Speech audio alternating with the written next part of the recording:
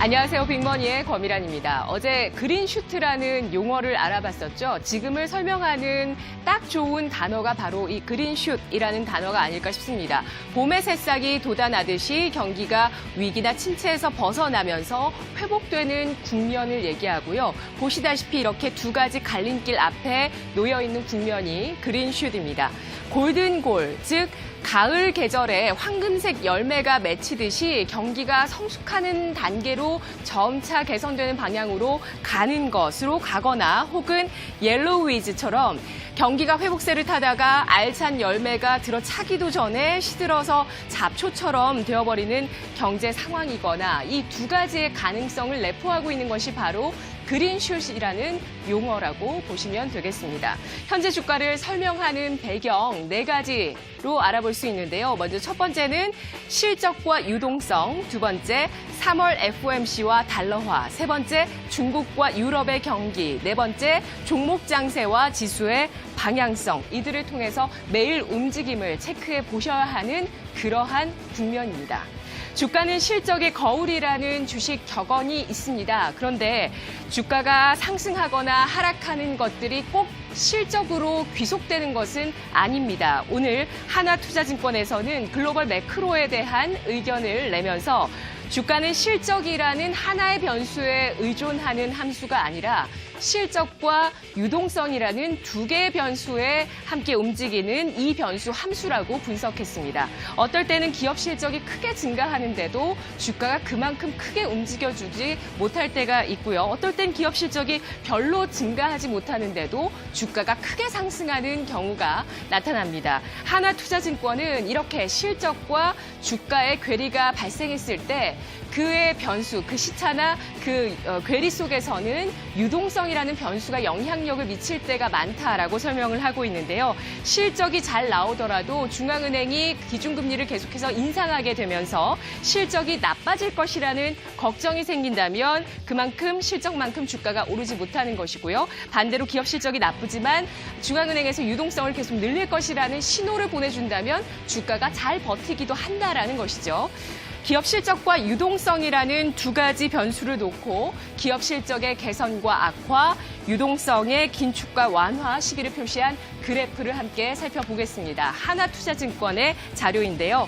빨간 선은 글로벌 기업 실적의 모멘텀을 이야기합니다. MSCI AC 월드 인덱스의 추정 이익 증가율을 표시한 것이고요. 그리고 까만색은 글로벌 금리 모멘텀, 상위 20개 중앙은행의 금리 인상의 플러스 1값을 그리고 금리 인하의 마이너스 1값을 주면서 누적한 값을 표시했습니다.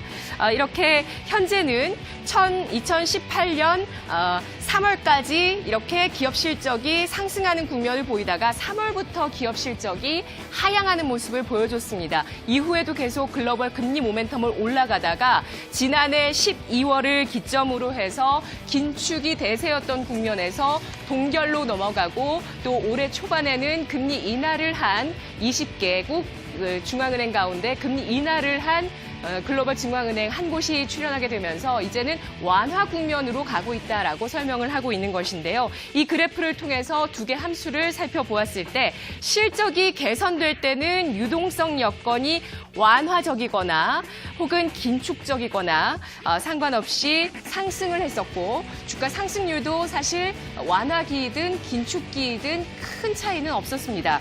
그런데 실적이 나빠지면서 유동성이 긴축되는 그러한 국면이 나타났을 때 바로 지난해 하반기였죠. 이러한 때에 주가가 급락하는 현상이 나타난다라고 설명을 하고 있는데요. 다음 국면별 주가 상승률 보겠습니다. 현재는 4분면에 해당하는 국면이라고 보시면 되고요. 중앙은행들의 금리 인상은 멈춰졌고 실적 악화는 당분간 지속될 가능성이 높겠습니다. 하나투자증권은 시장에서 대체로 기업 실적 악화가 1분기를 지나서 2분기 혹은 3분기까지 이어질 가능성이 높겠다라고 보고 있다면서 향후 주가 유동성 완화 정책도 이어질 가능성이 높은 국면이기 때문에 주가가 크게 오르지는 못하더라도 주식시장이 안정된 빨간색 상승 쪽에 소폭이 남아 상승세를 보여줄 수 있는 그러한 국면이고 앞으로 개선되는 국면까지 보게 된다면 현재는 적극적으로 종목을 골라야 할 때다 이렇게 분석을 하고 있는 것인데요. 이번 주 빅 이벤트 3월 FOMC 회의와 세 가지 시나리오 함께 살펴보도록 하겠습니다. 첫 번째 시나리오는 성장 전망을 하향하면서 연준에서 금리를 동결하는 것. 두 번째는 성장 전망을 유지하고 한 차례 금리 인상을 하겠다는 의지를 보여주는 것. 세 번째는 성장 전망을 유지하되 금리를 동결하는 것입니다. 최악의 시나리오 같은 경우는 금리를 앞으로 인상하겠다라는 시그널을 주면서 경제 전망도 하향 조정하는 것인데 이것은 출현할 가능성이 희박하겠다라고 보고 있고요. 바로 세 번째 시나리오가 최선의 시나리오라고 보고 있습니다.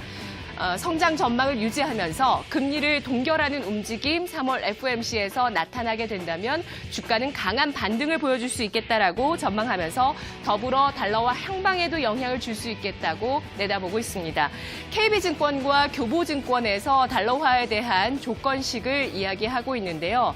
달러화가 약세로 돌아설 수 있는 국면의 조건, 연준이 자산 축소 종료를 논의한다는 시그널을 보여주거나 이 자산 축소의 종료 시기가 본격화되었을 때 달러화가 약세 압력이 확대되면서 경기 침체 우려라든지 글로벌 유동성이 안전자산으로 향하는 그러한 부분들이 유턴하게 되면서 위험자산 선호 국면으로 갈 수 있을 것이다라고 내다보고 있고요. 그리고 점도표가 시장의 예상 혹은 그 이상으로 내려오는 분위기가 나타나게 된다면 달러화 인덱스 고점을 형성하고 내려오는 길이라는 생각이 강해질 것이다라고 전망을 하고 있습니다. 유로존과 중국 경기에 대한 이야기도 최근에 많아지고 있는데요. 어제도 유로존 경기에 대해서 한 가지 또 변수를 소개해드렸었고요. KB증권입니다. 오늘 유로존이 최악을 벗어났다는 생각이 강해질 것이다. 역전을 준비하고 있는 유로존이라면서 두 가지 선을 제시하고 있습니다. GW의 유로존 경제 성장 전망 그리고 시티 이코노믹 서프라이즈 인덱스 유로존입니다. 바로 모두 하락세를 멈추고 바닥을 형성하고 있거나 강한 반등을 보여주고 있다는 점 유로존의 경기를 주목하고 있습니다. 메리츠 종금증권에서는 중국 양회를 통해서 중국의 정부 정책 대응이 강화되고 있다는 것을 확인했다라면서 중국 성장률의 저점은 바로 1분기가 될 것이다. 그러한 코멘트를 내놓고 있습니다. 중국 경기의 회복 강도에 따라서 선호할 수 있는 섹터도 분류를 하고 있는데요. 가장 큰 수혜가 예상되는 쪽을 철강, 그 다음을 화학, 그 다음은 정유, 그 다음 해운을 볼 수 있겠다.